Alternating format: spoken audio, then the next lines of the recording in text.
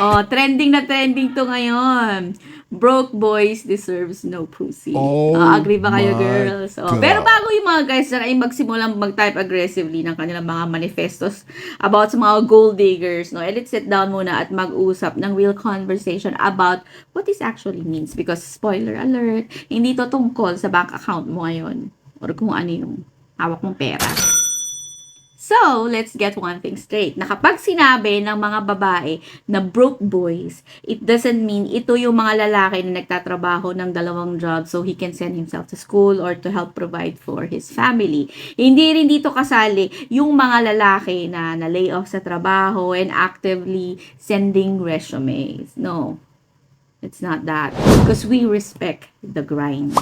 Ang sinasabi namin mga girls dito ay about sa mindset. We are talking about guys here na gumigising ng 2:00 ng hapon, no? Tapos maglalaro lang ng online games hanggang sa halos dumugo na yung mga mata nila.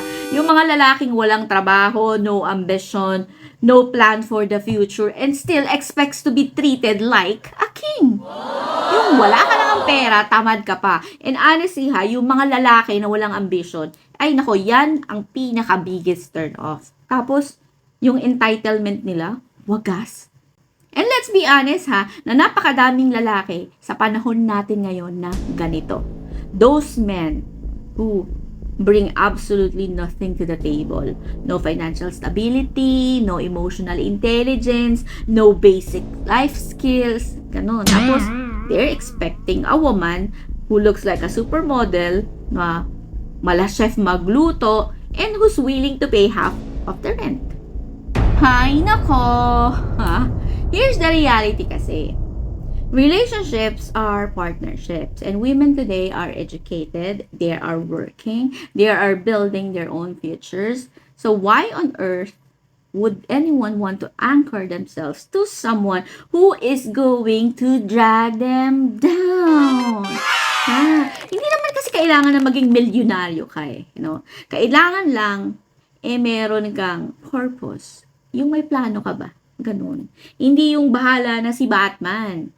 We want someone we can build with, not someone we have to raise and adopt. Kasi, sa halip na makatulong ka, parang ikaw pa yung magiging pabigat, 'di ba?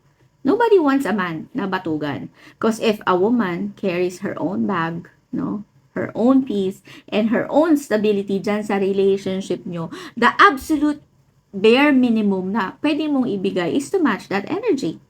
So yeah, the sound is harsh pero valid yung message. Kung tinamaan ka sa trend na to, maybe it's time na i-update mo yung resume mo and figure out your 5-year plan. Kasi expecting a top-tier romance pero zero effort ang budget mo. Oy, the math just isn't mathing. Yun lang ang take ko dyan. So, ano ang masasabi nyo tungkol dito? Let me know sa comments ha, kung out of line ba ako or tama ako. And don't forget to share, like, follow, and subscribe para sa more real talk. Catch you in the next one.